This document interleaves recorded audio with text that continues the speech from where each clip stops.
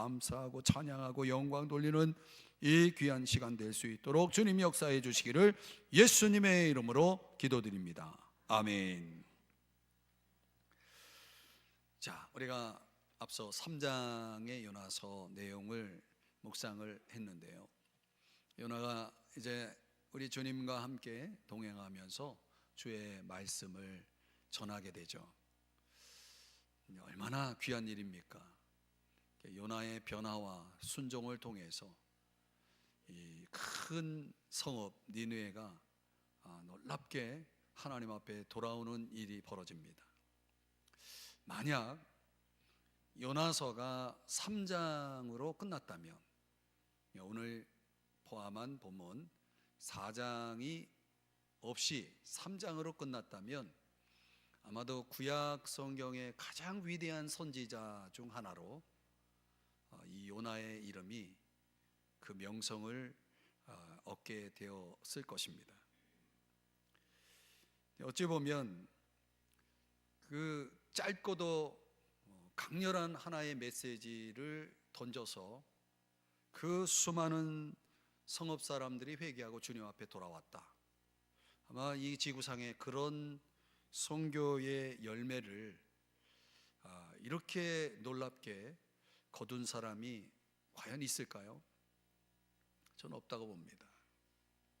그렇기 때문에 3장으로 끝났으면 얼마나 좋았을까. 근데 오늘 지금 우리는 4장으로 넘어왔습니다. 3장만 놓고 보면은 요나는 아주 겉으로 볼 때는 아주 큰 성공을 거둔 사람이죠. 그러나 4장이라고 하는 내용을 통해서 볼 때에는 역시 주님은 이 겉으로 보이는 큰 성공을 보시기보다는 중심을 보시는 분이시구나. 중심이 참 중요하다라는 것이죠. 그러니까 우리의 마음 속에 무엇이 들어있는지를 아주 속속들이 들여다보시는 주님이시라는 것을, 우리 마음에 어떤 동기를 가지고 있는지, 오늘 이 자리에 예배를 드리기 위해서 여러분이 나왔다면 과연 여러분들이 어떤 동기를 가지고 이 자리에 와 있는지 주님은 그 마음 중심을 깊이 꿰뚫어 보신다는 사실이죠. 심지어 우리 속에 있는 죄악까지도, 우리가 모르는 것까지도 주님은 다 아시는 분이시다라는 것입니다. 그래서 성경이 뭐라고 말합니까? 사무엘상 16장 7절에 보면 주님은 뭘 봐요? 중심을 보신다. 이 중심이라는 건 마음을 얘기해요. 고린도전서 4장 5절 사도 바울의 서신의 내용을 보면은 마음의 뜻을, 이 마음의 뜻이라는 건 다 감춰져 있잖아요. 내 마음에 어떤 뜻이 있는지 사람들이 알 게 뭡니까? 모르죠. 주님은 그걸 어떻게 해요? 나타내신다, 드러내신다. 그래서 과연 그 마음의 뜻을 보시고 주님이 칭찬할 사람도 있고 주님이 책망할 사람도 있는 거죠. 근데 사람은 뭐만 봐요? 겉만 보는 거죠. 외모만 보는 거죠. 이 요나서를 누가복음 15장에 있는 탕자의 이야기, 탕자의 비유로 각색을 해서 들여다보면 1장의 요나는 탕자, 둘째 아들인 탕자처럼 자기 고집, 자기 생각을 가지고 집을 떠나는, 아버지를 떠나는, 주님을 떠나는 그런 이 탕자의 모습을 보여준다면, 오늘 우리가 보는 4장 속의 요나는 탕자의 형처럼 행동을 하고 있다는 거예요. 굉장히 비판적이고 굉장히 자기중심적인, 이기적인 사람, 상당히 신경질적이고 모든 일에 있어서 부정적인 사람. 여러분, 이 4장에서 요나가 가지고 있는 그런 캐릭터, 그의 어떤 성품을 여러분들이 잘 들여다보시고 우리가 그런 사람이 되어서는 안 되겠다. 우리가 그런 부분에 있어서 좀 깨달음이 필요합니다. 그러니까 우리가 겉으로 보기에는 주님 뜻대로 살고 있는 것 같은데 그 주님이 중심을 깊이 들어가 보니까 그냥 겉으로만 뭐 아버지를 생각하는 것 같고 하나님을 생각하는 것 같고 그 맏아들 탕자의 형 그 모습이 그러지 않습니까? 에베소서에 나오는 말씀처럼 정말 마음으로 하나님의 뜻을 행하는 자들, 주님이 인정할 만한 그런 자들이 참 얼마나 될까? 그리 많지 않다는 거예요. 요나의 문제가 바로 그런 것입니다. 겉으로 보기에는 지금 너무나 순종도 잘하고 결과도 좋아요. 아주 큰 성공을 거뒀어요. 그러나 뭔가 주님 보시기에 합하지 않은 것이 있었다라고 하는 것을 지금 4장이 들춰내고 있다는 것입니다. 자, 1절을 다시 보시면 요나가 지금 이 3장에서 나온 결과물을 놓고 요나가 지금 뭐 하고 있는지 보세요. 매우 싫어하고 성내며. 도대체 요나는 무엇을 싫어하고 있나요? 무엇 때문에 화를 내고 있나요? 그 원인이 3장 10절이거든요. 하나님이 그들이 행한 것 곧 그 악한 길에서 돌이켜 떠난 것을 보시고, 무엇 때문에요? 요나의 메시지 때문에. 그죠? 하나님이 뜻을 돌이키사, 우리가 지난 주에 살펴봤단 말이에요. 그 다음 이제 여러분이 읽어주세요. 시작. 바로 이것 때문에 지금 요나가 너무 마음이 불편하고 싫어하고 지금 화가 잔뜩 나 있다는 것입니다. 그 놀라운 거는 이건 지금 싫어할 일이 아니고 화낼 일이 아니잖아요. 그래서 그 많은 사람들이 주의 메시지를 듣고 회개하고 구원을 받았다는 거예요. 오늘날로 얘기하면. 그렇다면 이건 너무나 큰 축제죠.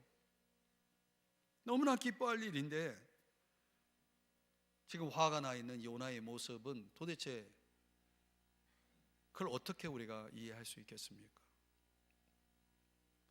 놀라운 사실은 그 화가 난 요나를 주님이 달래고 있다는 거예요. 혼내지 않고, 너 왜 여기서 신경질 내고 화를 내? 하면서 주님이 따끔하게 혼을 내지 않고 오히려 부드럽게 그를 토닥이면서 다시금 주님과의 교제의 자리로 그를 이끌고 있는 모습을 봅니다. 저는 그래서 오늘 설교 제목을 내가 성내는 것이 옳으냐, 이런 제목으로 말씀을 전하면서 오늘 본문 속에서 그 화가 난 요나를 통해 저와 여러분이 배워야 할 중요한 3가지 진리를 함께 묵상해 보면서 은혜를 받고 그거 가지고 좀 기도했으면 좋겠어요. 첫 번째는 주의 부르심에 대해서 우리가 배워야 할 것이 있습니다. 자, 1절 2절을 보면 요나가 너무 화가 나 있다라고 말하면서 그 다음이 중요해요. 여러분, 화가 난 사람인데 2절에 보니까 뭐 하고 있어요? 기도를 드리고 있어요. 저는 이게 감정적으로 잘 안 되더라고요. 화가 나면 기도가 됩니까?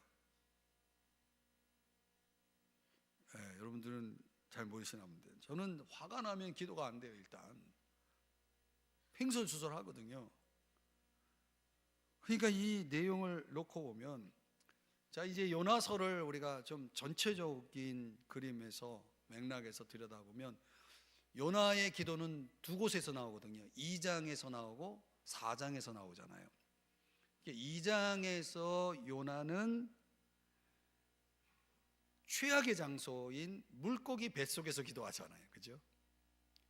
근데 그 물고기 뱃속에서 그의 기도는 상한 마음을 가지고 주님께 나를 좀 구해달라고 아주 최선의 기도를, 회개와 함께 최선의 기도를 드리죠. 2장에서는 날 좀 살려달라고 하면서 회개와 함께 주님께 소원으로 기도하는 이 요나의 모습을 2장에서는 보는데, 반면 4장에서의 기도는 최악의 장소가 아니라 최선의 장소에서, 이 최선의 장소가 어디입니까? 니느웨에 큰 부흥이 일어난 장소에서 그의 기도는 화가 난 마음에서 최악의 기도가 나옵니다. 그 최악의 기도의 내용이 뭐냐? 3절 한번 읽어보실래요?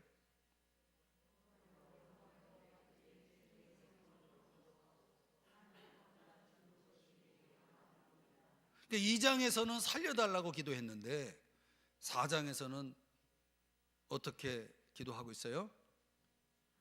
내 생명을 거두어 주소서, 죽여주세요, 이렇게 기도하고 있는 거예요. 왜 이런 기도를 지금 요나가 하고 있어요? 자기가 원하는 대로 이루어지지 않은 거예요. 여러분, 우리가 신앙생활 하면서 내 뜻대로 내가 원하는 대로 되지 않았다고 내 생명 거두어 주소서 이렇게 기도하는 게 이게 맞습니까? 그런데요, 의외로 이런 기도를 많은 신앙인들이 한다는 거예요. 이거 마치 꼭 주님을 협박하는 것 같지 않습니까? 왜 이렇게 그는 가장 좋은 장소에서 가장 나쁜 기도를 드리고 있을까? 도대체 니네 성읍에 그 수많은 사람들이 회개하고 주님 앞에 돌아온 것이 왜 요나를 이렇게 화가 나게 만들고 이런 최악의 기도를 드리게 했는가? 그것은 제가 서론에서 말씀드린 것처럼 요나의 마음속에 잘못된 동기가 있었다는 거예요. 그걸 보여주는 내용이 뭐냐면, 그걸 드러내는, 그 의도를 드러내는 것이 4장 2절입니다. 자막의 내용만 보시면, 여호와여, 내가 고국에 있을 때에 이러하겠다고 말씀하지 아니하였나이까? 뭔가 주님의 부르심을 받으면서 이 요나가 주님에게 어떤 자신의 마음을 전달한 내용이 있는 거예요. 그거와 관련해서 그러므로 내가 빨리 다시스로 도망하여 싸우니. 요나가 왜 도망갔어요? 하나님이 하시고자 하는 일과 요나가 바라는 것이 지금 충돌이 일어난 거예요. 요나는 하나님이 하시는 일에 찬성할 수가 없는 거예요. 그러니까 뭐예요? 도망을 갔다는 거예요. 그 도망을 간 이유와 지금 요나가 화가 난 이유하고 딱 맞아 떨어지는 거죠. 그러니까 주님은 지금 요나의 마음속에 있는 그 그릇된 동기를 지금 드러내고 있는 것입니다. 자, 여러분 가만히 생각해 보면 요나를 부르신 목적이 뭡니까?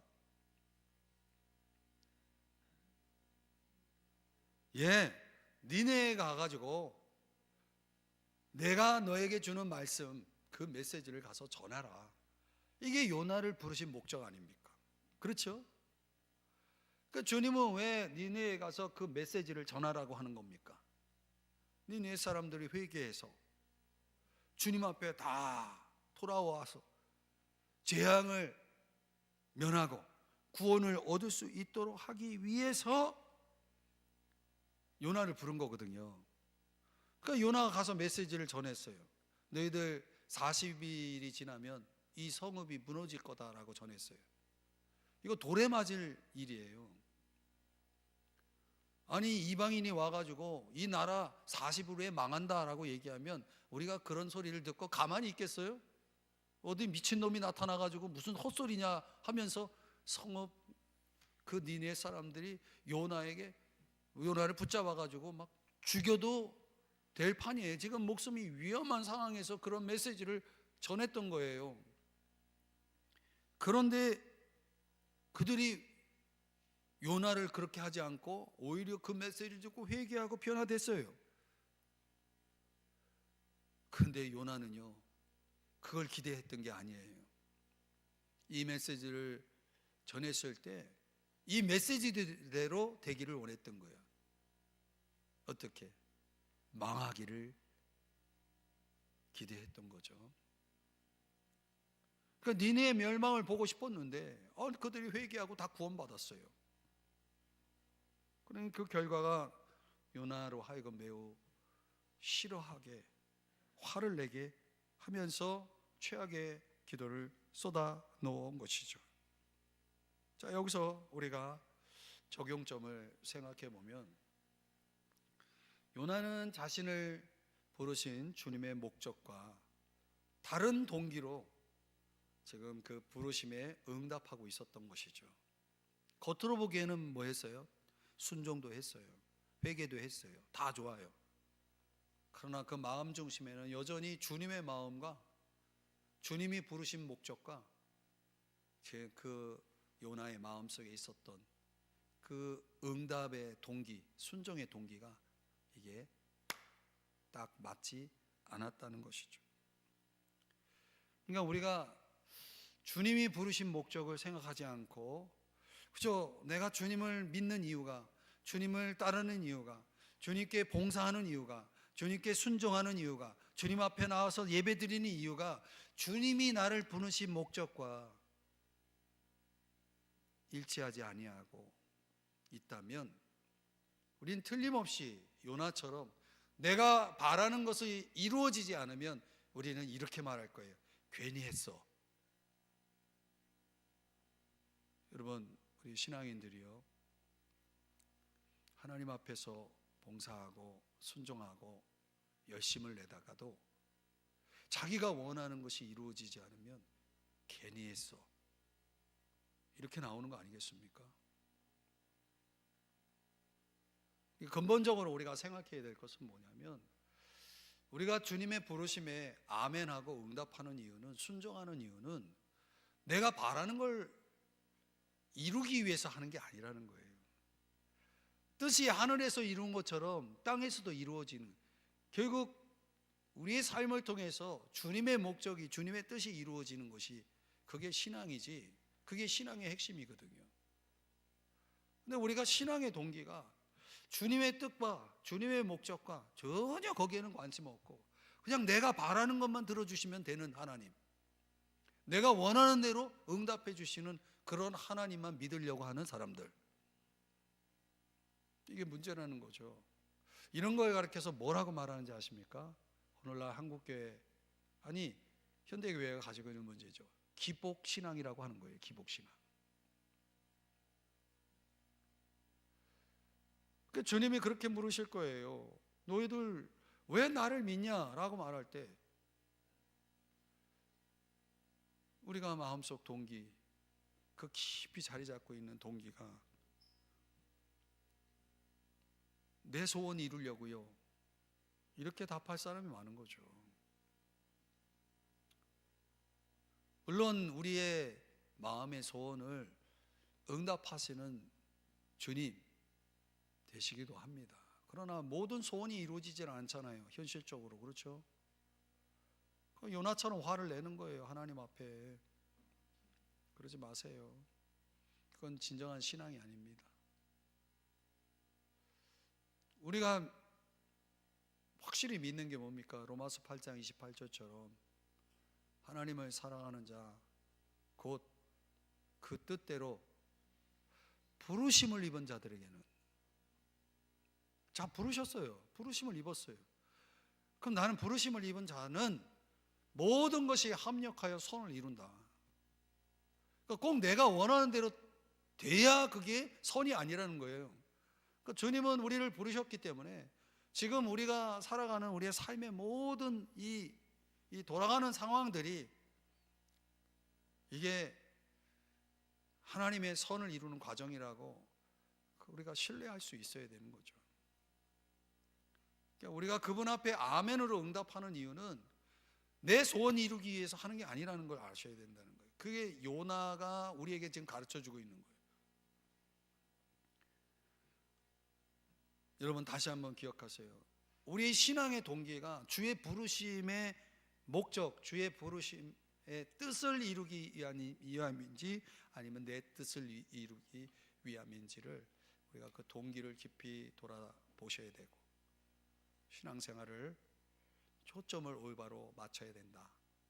이게 이제 첫 번째 우리에게 주는 교훈입니다. 두 번째는 주님의 성품에 대해서입니다. 2절 말씀을 보십시오. 참, 이 표현이 아주 기가 막힌 표현입니다. 자막의 내용만 한번 읽어봐요. 시작. 주께서는 은혜로우시며 자비로우시며 노하기를 더디하시며 인애가 크시사 뜻을 돌이켜 재앙을 내리지 아니하시는 하나님이신 줄을 내가 알았습니다. 내가 알고 있습니다. 자, 우리가 아는 게 많잖아요, 그죠? 이 요나는 오늘날로 얘기하면 신학교 나온 사람처럼 주님이 어떤 분인지, 주님의 성품이 무엇인지를 너무나 잘 알고 있는 사람이에요. 그래서 하나님에 대한 신학을 아주 잘 요약해 주고 있어요. 하나님은 어떤 분이시냐면 은혜롭고 자비롭고 노하기를 더디하고 인애가 크시고 뜻을 돌이켜서 재앙을 내리지 아니하기도 하시는 그런 분이시다라고 하는 사실을 내가 안다 이거예요.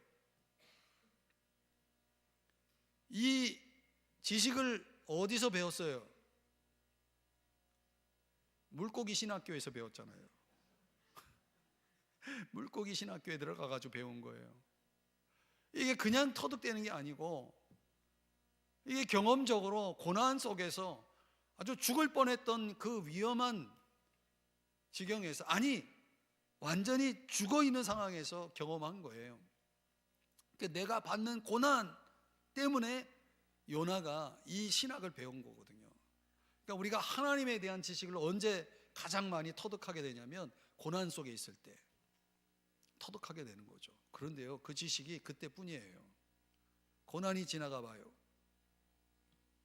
그 지식 아주 완전히 우리 머릿속에서 완전히 지워지죠. 자, 그런데 문제가 뭐냐면 요나가 알았다라고 말하고 있지만은 그 알았다는 것은 그 하나님을 누구에게 적용한 거냐면 나에게 적용한 거죠. 나에게는 물고기 뱃속에서 경험하기를 노하기를 더디하시고 인애가 너무 사랑이 너무 많으신 분이다. 그걸 어디서 깨달았냐면 물고기 뱃속에서 깨달은 거 아니에요. 그런데 이런 하나님이, 요나가 물고기 뱃속에서 경험한 이 하나님이 니느웨 사람들에게는 그런 하나님이 될 수가 없어요. 나에게는 적용되지만 니느웨 사람들에게는 적용될 수 없다는 그런 주님이기를 원하지 않는 거예요. 쉽게 얘기하면 나를 사랑해 주시고 나를 참아 주시는 거에 대해서는 너무 좋아요. 할렐루야. 근데 내 원수를 사랑하는 것, 내 원수를 참아 주시는 건 그거 원치 않는 거예요. 여러분, 이 얼마나 엉터리 신학입니까? 이런 상황 속에서 요나는 하나님을 자기에게는 좋게 적용을 하고 그 동일한 하나님을 다른 사람에게는 적용하지 않는 거예요. 나를 사랑해도 내 원수는 미워해야 되고, 나를 참아줘도 내 원수는 재앙을 내려야 돼요. 하나님이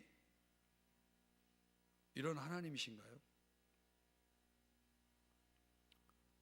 이 그릇된 신학의 내면 속에 더 들어가 보면 아마도 요나 선지자에 대한 유대 사람들,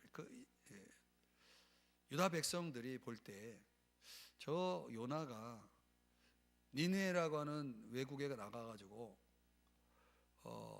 선교를 하러 갔는데 우리 유다 민족의 대원수, 큰 원수인 저 니느웨 아수르 민족이 저 요나의 사역을 통해서 저들이 구원을 얻기보다는 유다 백성들이 다 원하는 거예요.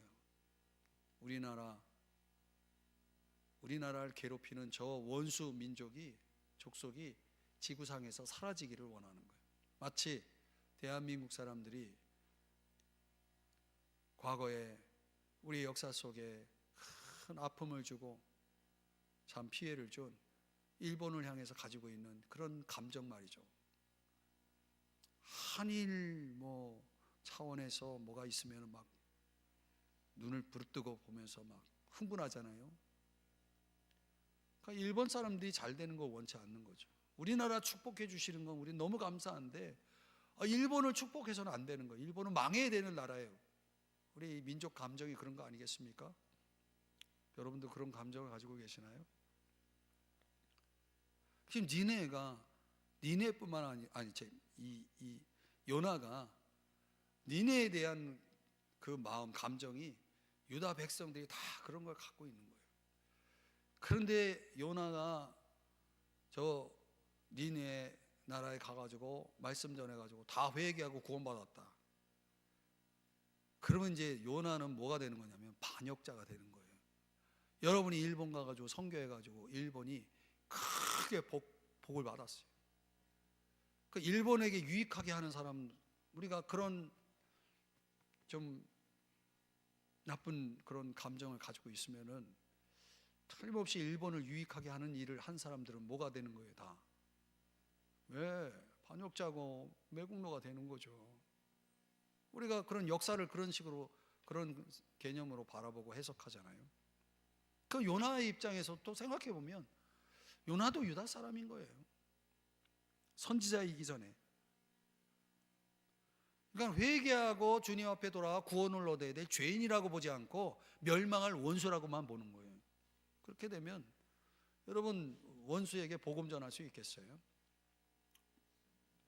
어렵겠죠. 이 주님의 성품에 대해서 여러분이 깨달아야 될 건 뭐냐면, 어쩌면 요나는 주님을 기쁘시게 하는 것보다는 지금 사람을 기쁘게 하는 것에 대해서 더 초점이 맞춰져 있어요.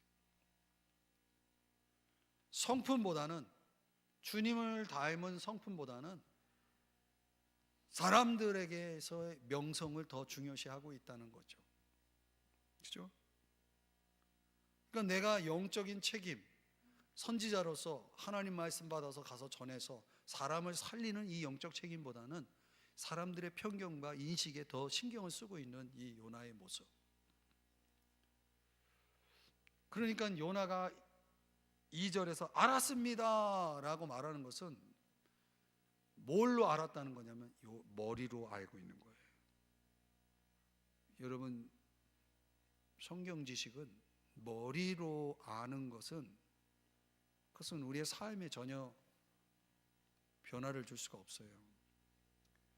그러니까 요나가 물고기 뱃속에서 배운 건 머리로 배운 거예요. 가슴으로 배우지 않았던 거죠. 이 가슴으로 와닿지 않는 거예요. 그러니까 이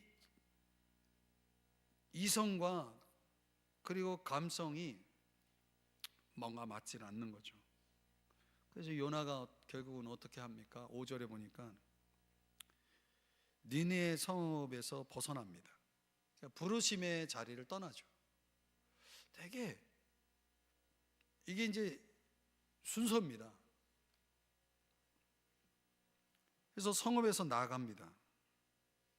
지금 성읍은 어떤 상황이냐면, 여러분, 니네 성읍에 있는 모든 사람들이 지금 회개하고 구원받아가지고 말 그대로 구원의 축제가 열리고 있는 자리인데, 그 구원의 축제에 함께 기뻐하고 같이 축제를 즐겨야 될 이 요나가 그 성읍에서 나간다는 것, 그 축제에 참여하지 않는다는 거예요. 한 영혼이 천하보다 귀해서 그 영혼이 돌아오는 것을 99마리의 그 이 양으로 인해서 기뻐하는 것보다 더 기뻐하시는 이 목자의 마음, 그 돌아온 탕자, 동생이 지금 돌아와가지고 아버지는 막 잔치를 벌이고 있는데 형은 지금 화가 잔뜩 나가지고 그 잔치 자리에 나가질 않아요. 탕자 비유에 보면, 그죠? 꼭 그 모습을 지금 하고 있는 거예요. 요나는 주님에 대해서 아는 것 많아가지고 가르칠 수는 있지만, 진정 주님이 주시는 그 놀라운 그 말씀을 통해서 받는 축복은 즐기지 못하고 있는 거죠. 오늘날 이런 신앙인들이 너무 많은 거예요. 그러니까 한마디로 말하면 자기가 믿고 싶은 것만 믿는 거예요.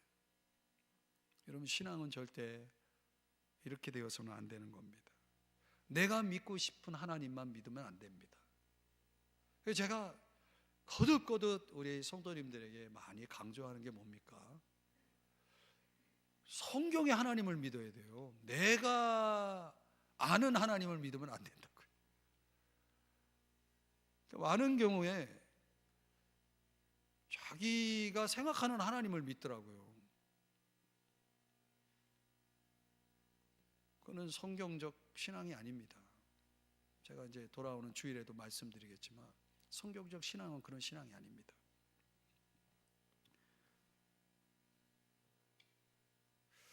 유대인 심리학자 아브라함 메슬로, 여러분 이제 학교에서 많이 배웠을 거예요. 이분 메슬로라고. 그가 이제 뭐라고 얘기하냐면, 어떤 상황에 대한 이런 미성숙한 반응, 지금 앞에서 설명드렸던 그런 미성숙한 반응 현상을 요나 컴플렉스다 이렇게 말했습니다. 요나 컴플렉스. 자기가 믿고 싶은 것만 믿는 사람들, 요나 컴플렉스죠. 다른 말로 요나 신드롬이라고 하기도 하고. 되게 머리 신앙만 가지고 있는 사람, 가슴 신앙이 없는 사람, 마음으로 정말 깨달아서 머리로 이해하는 정도가 아니라 마음으로 깨달아서 그 마음을 담고 그 마음을 삶 속에서 실천하는 신앙, 거기까지 나아가지 않으면 우리는 사장의 요나를 그대로 따라갈 수밖에 없는 거죠. 그런 요나가 아닌지를 오늘 성경이 우리에게 보여주는 겁니다. 여러분은 주님의 성품, 주님의 마음을 깨닫고 담고 실천하는 신앙인이 되시기를 주의 이름으로 축복합니다. 마지막 세 번째는, 오늘 이 화가 난 요나에게서 우리가 또 배우는 것은 주님의 위로입니다. 제가 이제 좀 큰 은혜를 받은 대목인데요, 요나가 어떤 모습을 하는지 5절을 자막의 내용만 한번 읽어주시기 바랍니다. 시작.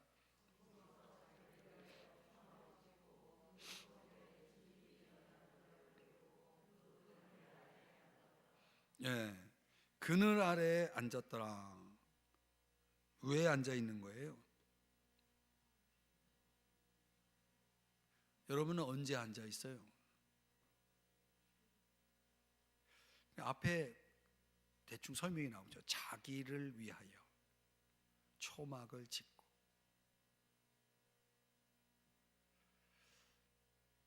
이제 이런 설정들을 가만히 들여다보면 지금 요나는 그 초막에 앉아서 뭘 유심히 관찰하고 있는 거예요. 뭘 관찰하고 있어요? 그 성읍에 무슨 일이 일어나는가를 보려고. 그러니까 요나는 지금 성읍 속에 들어가서 그 니느웨 성읍에 있는 사람들의 구원과 그리고 그들이 얻은 그 구원의 기쁨의 축제 속에서 함께 어우러져 있지 아니하고 이제 그들을 밖에서 보는 일종의 방관자가 되어 있는 거죠. 어디 잘 되나 한번 보자 이거죠. 근데 사실은 이 모습을 좀 더 깊이 심리적으로 들어가 보면 요나는 어떤 상태냐면 만사가 귀찮은 거예요.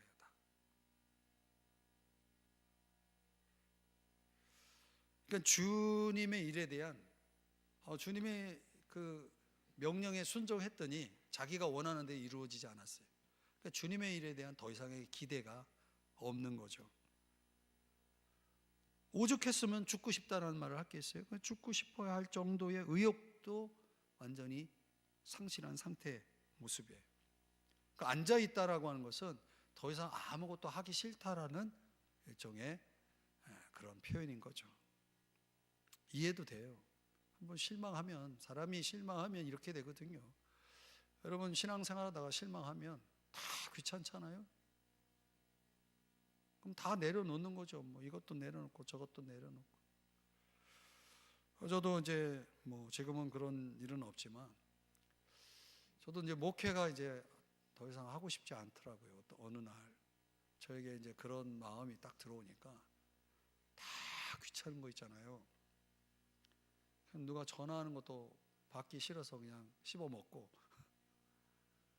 뭐 하여튼 아무것도 하기 싫은 거예요. 기도도 안 되고 말씀도 눈에 안 들어오고 그 만사가 다 귀찮으면 이런 걸 이제 뭐라고 그러냐, 영적인 밤이라고 해야 하거든요. 내가 밤에 영적인 밤에 들어가는 거예요. 그럼 엄청나게 괴로운 겁니다. 요나는 영적으로는 굉장한 괴로움에 지금 직면해 있고 심리적으로는 의욕 상실에 빠져 있고 그리고 신앙적으로는 방관자가 돼 있는 거죠. 그런데 이런 요나를 주님이 야, 넌 참 내 마음도 너무 모르는구나 하고서 그냥 그래 너 하고 싶은 대로 해라 하고서 그냥 내버려 두실 것 같은데 주님 그렇게 하지 않고 6절을 다 같이 좀 길지만 한번 읽어볼게요. 시작.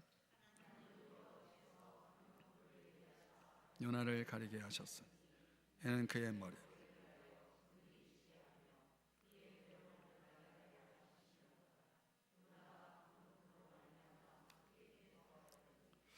참 주님은 마음도 넓으셔요.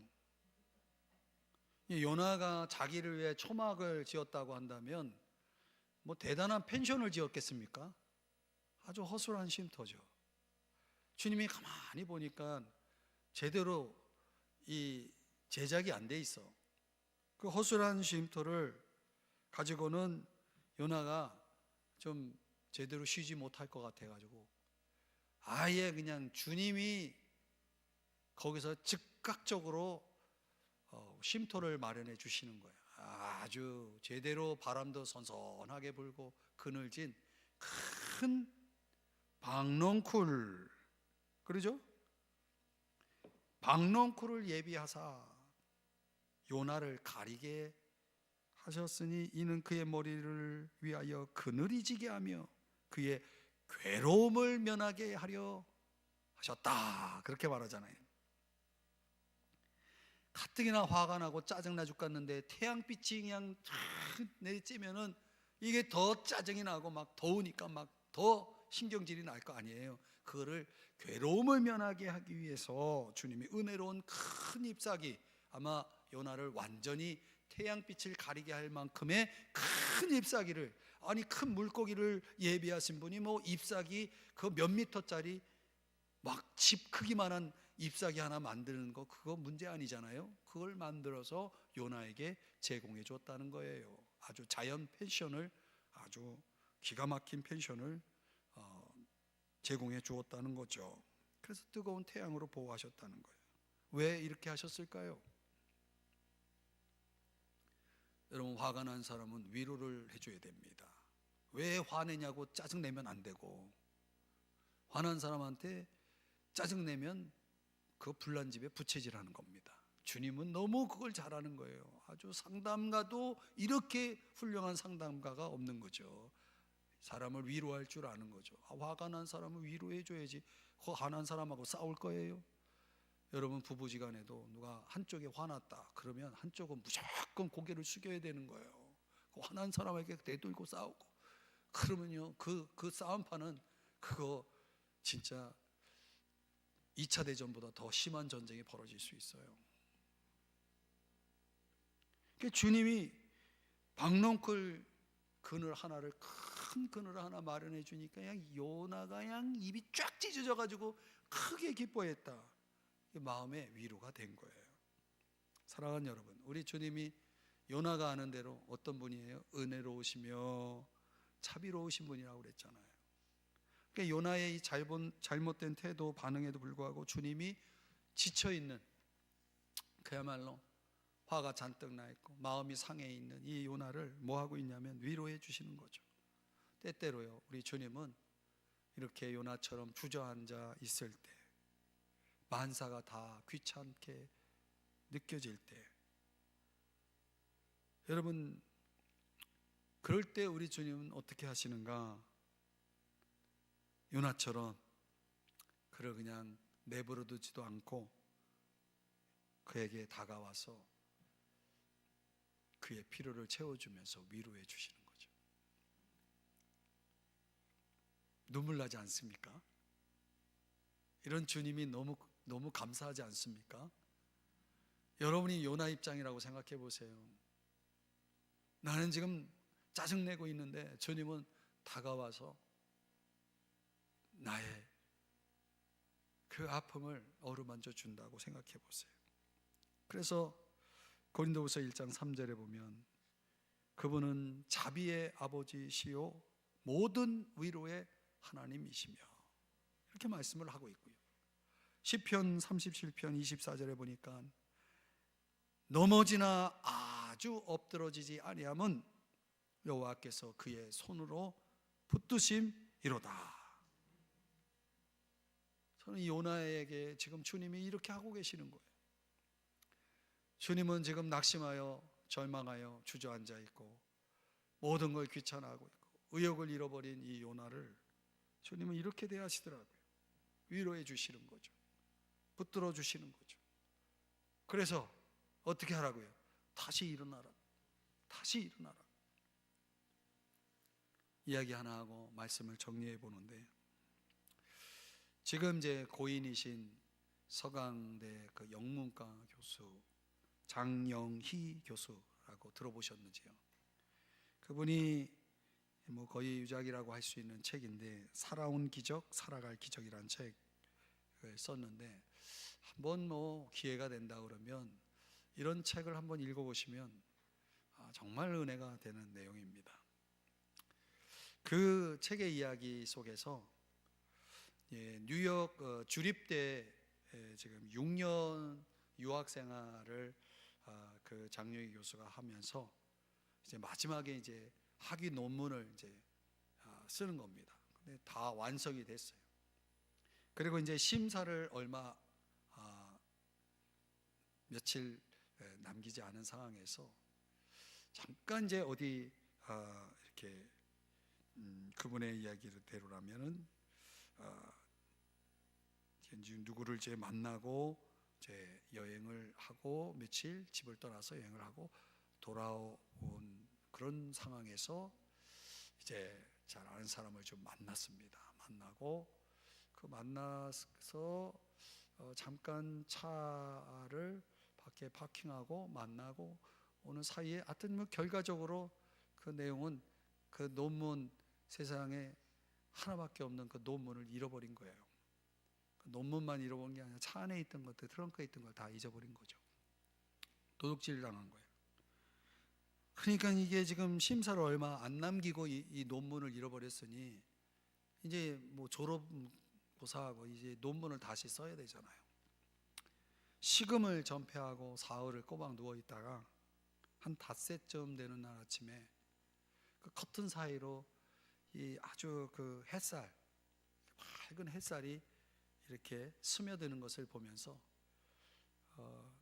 꼬박 사흘을 누워있던 그 장유희 교수가 일어나서 마음속에 이런 속삭임이 들려왔다는 거예요. 괜찮아.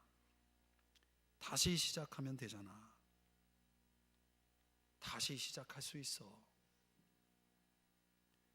기껏해야 논문인데 뭐 다시 시작하면 돼. 이런 속삭임이 마음속에 들려왔다는 거예요.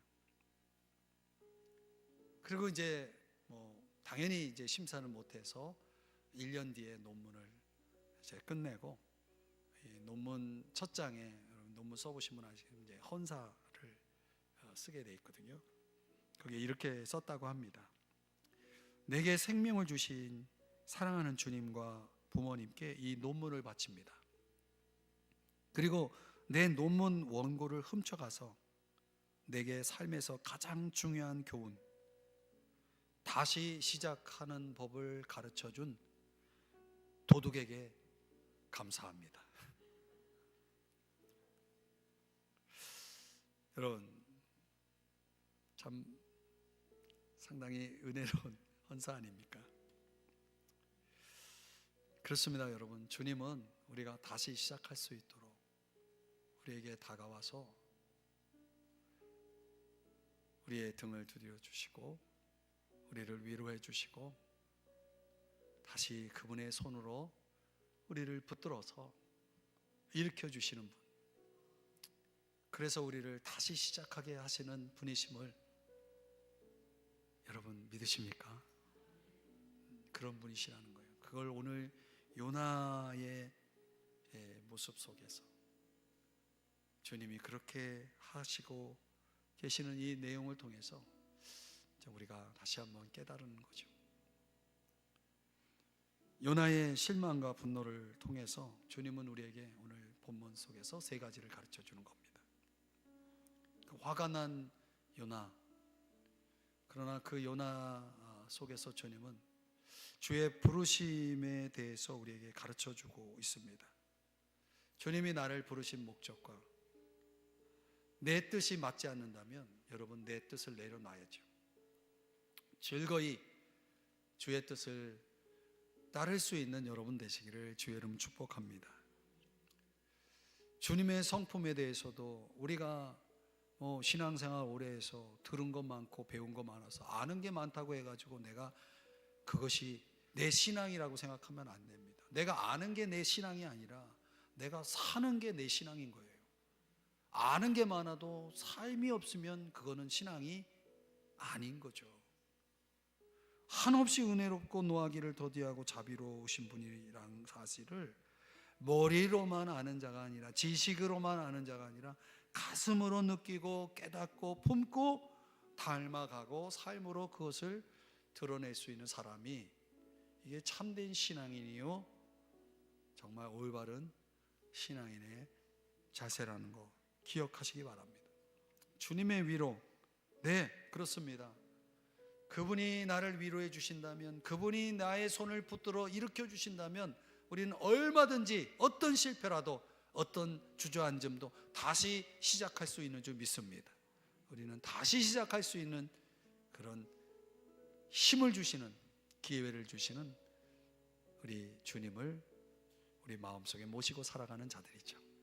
그래서 여러분들에게 오늘 저도 이 위로의 메시지를 전하면서 혹이나 여러분 가운데 너무나 여러 가지로 실망스럽고 만사가 귀찮아지고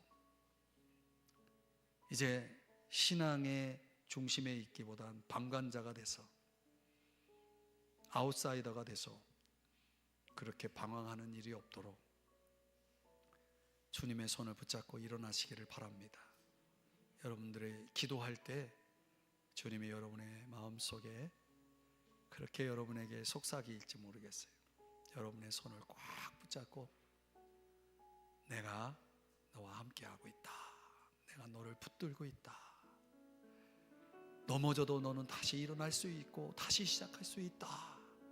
주님이 여러분을 그렇게 위로해 주시고 힘 주시고, 그래서 우리 오늘 기도할 때 길게 많은 기도하지 않아도 여러분의 마음을 이제 다 아시는 주님, 여러분의 기도를 다 듣고 아시는 주님께서 이제 합력하여서 선을 이루어 주실 것입니다. 그렇게 믿고 오늘도 여러분의 분량만큼 또 주님 앞에 뜨겁게 기도하시고 자유롭게 돌아갔으면 좋겠습니다. 제가 잠깐 기도하겠습니다. 하나님 아버지,